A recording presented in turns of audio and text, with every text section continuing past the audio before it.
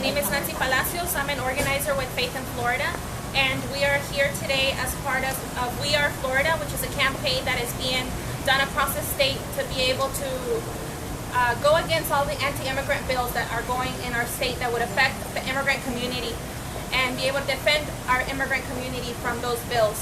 We are here this morning in front of City Council to be able to ask Mayor Buckhorn to pass a resolution that would protect our families, that would protect our immigrant communities, that says that they are not going to enforce any kind of law that will affect and persecute our immigrant communities. This has been done in other counties, has been done in other cities, like Broward County, and we're asking them to do this because the state is trying to pass bills that would affect all the immigrant communities, undocumented families who are living in the state right now. It's going to create fear. It's going to create a lack of collaboration between police force and the community, where people will not be wanting to report any kind of criminal activity or any kind of crimes because they would be scared to be asked for their undocumented, whether they're for their status, whether they're undocumented or not. It's going to create fear in parents sending their kids to school because schools would have to report who's undocumented in their schools, and that is something that we do not want in our city. We don't want in our state, and we're asking Mayor Buckhorn to be able to help us pass a resolution in our city, because that's going to cost us money, and it's also going to cost us it's going to cause a lot of fear in our city. We have people here they're representing different organizations that are part of this campaign. These are people who represent undocumented families on a daily basis, who work with families who are undocumented on a daily basis. Even now that these laws are being proposed, we're already hearing and seeing the fear in the families. ¿Podría ahora decirlo en español, por favor? Sí. Pero en un segundo. Nanci, Nanci, Palacios, Palacios. Palacios.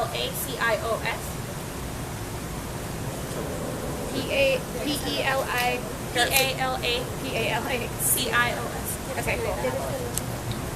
Nanci, have you thought about talking to any city council members individually about Well, hold on putting an until he ordinance? moves away. All right, go ahead.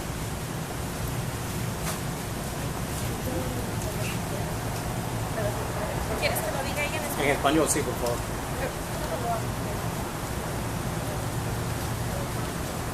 Okay.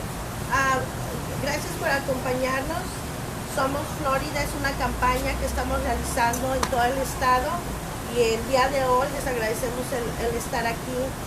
La razón que estamos aquí es porque estamos pidiendo a nuestro alcalde, Buckhorn,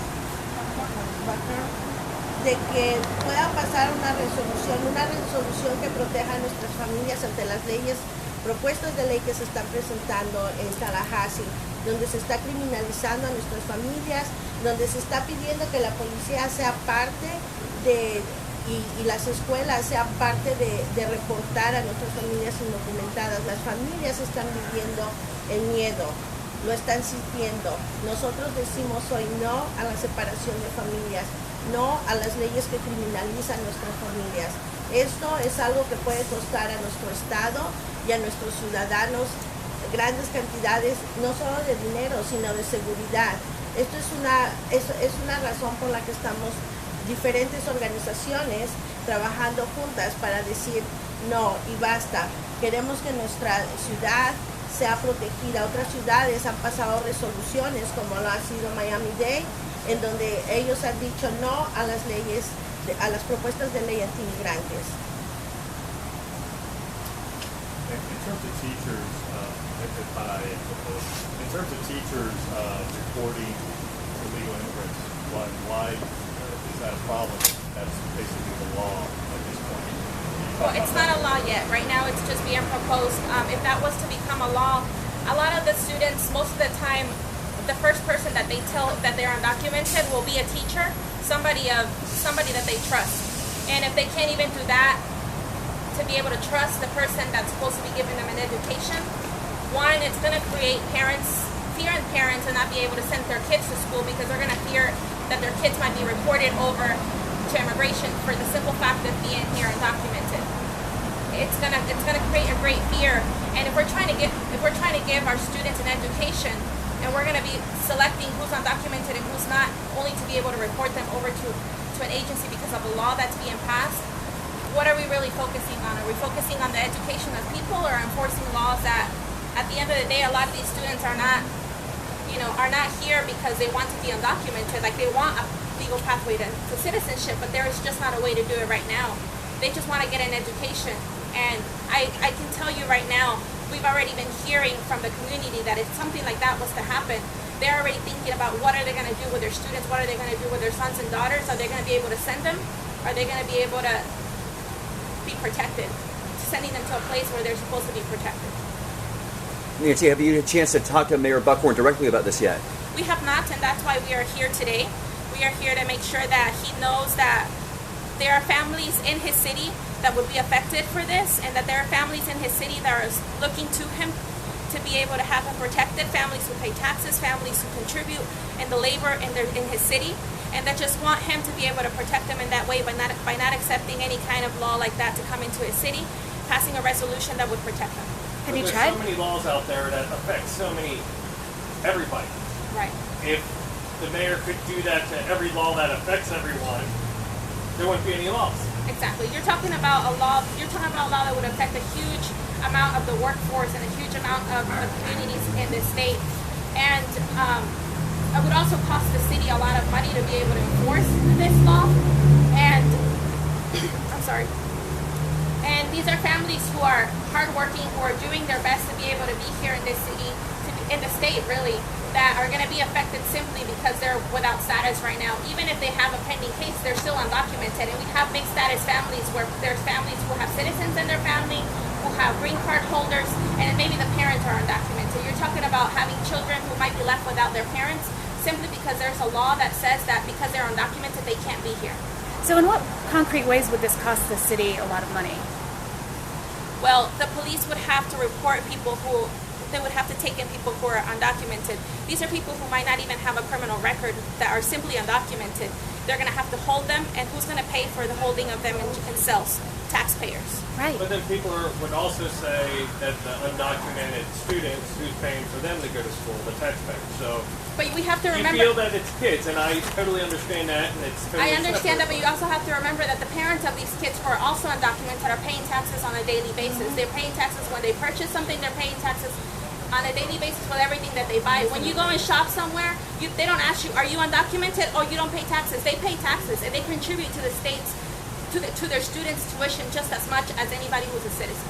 But they're not filing federal taxes. They are filing federal taxes because you can file federal taxes even if you're undocumented with an I-10 number.